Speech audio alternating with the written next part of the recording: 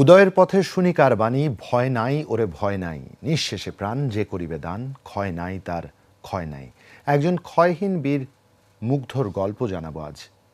বৈষম্য বিরোধী ছাত্র আন্দোলনে মানুষের জন্য নিজের জীবনটা বিলিয়ে দিয়ে প্রমাণ করে গেছেন সবার উপরে মানুষ সত্য, তার উপরে নাই। নতুন বাংলাদেশ যার যার জায়গা থেকে প্রতিটি মানুষ নিজেকে শুদ্ধ করলে আর সভ্য হলেই মুগ্ধর স্বপ্নগুলো বেঁচে থাকবে বলে প্রত্যাশা করেন তার আপনজনরা। গণ অভ্যুত্থানে বীর মুগ্ধর কথা জানাবো সহকর্মী ফারহানা ন্যান্সির প্রতিবেদনে। 6000 mAh ব্যাটারির one and only power master NextG N73।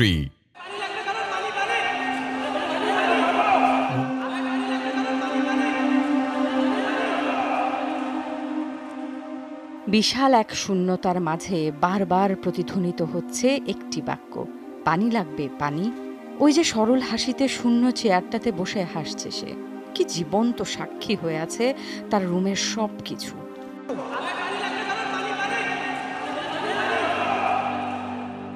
গণ অভ্যুত্থানের এই গল্পে চরিত্রের নাম মীর মাহফুজুর রহমান মুগ্ধ।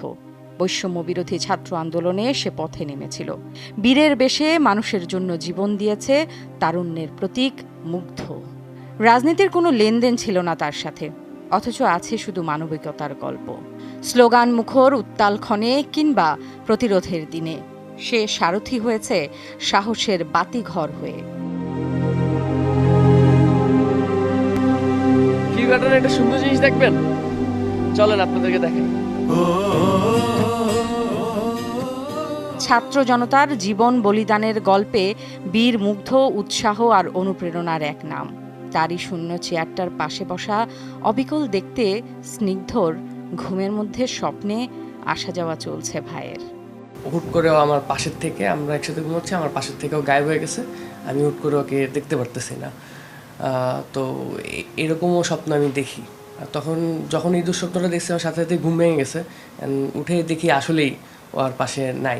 ও আমার শুধুমাত্র ভাই ছিল না, ও বেস্ট ফ্রেন্ডের থেকেও যদি উপরে কিছু থাকে সেটা ছিল আমাদের। কত কত স্মৃতি আন্দোলিত করে চলেছে স্নিগ্ধর মস্তিষ্ককে। আমি আর মুগ্ধ যে বের হইতাম, আমরা এমনও গিয়েছে যে আমরা আগের দিন রাতের বেলা প্ল্যান করছি 12টার সময় যে আমরা কালকে সিলেট যাব, পরের দিন সকাল 6টার বাজে উঠে বাইক নিয়ে সিলেটের উদ্দেশ্যে বের হয়ে গেছি। আমাদের লাইফটা এরকমই ছিল। আমাদের একটা ড্রিম ছিল যে আমরা পুরো বাংলাদেশ বাইক দিয়ে ট্রাভেল করব। স্নিগ্ধর দৃঢ় উচ্চারণে বেঁচে থাকবে মুগ্ধর স্বপ্ন। মুগ্ধর যে আলাদা স্বপ্নগুলো ছিল, এগুলো এখন আমার স্বপ্ন। বাবা মা সবসময় তো আমাদেরকে গুলে ফেলতো, স্পেশালি আমার বাবা এসে কখনোই আলাদা করে ডাকতো না যে স্নিগ্ধ অথবা মুগ্ধ, সবসময় ডাকতো স্নিগ্ধ মুগ্ধ।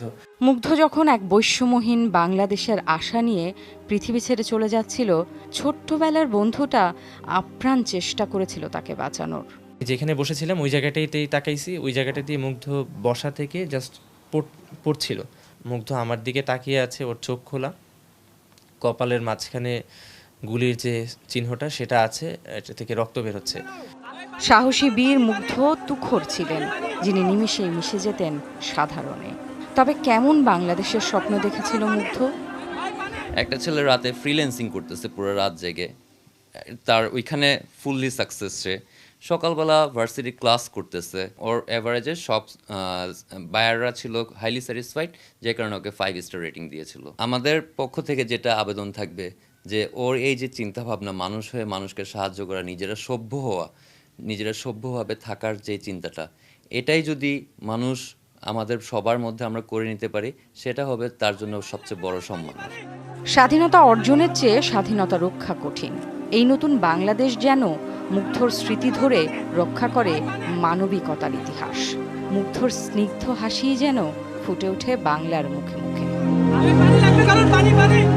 Farhana Nancy, Jamuna News, Dhaka.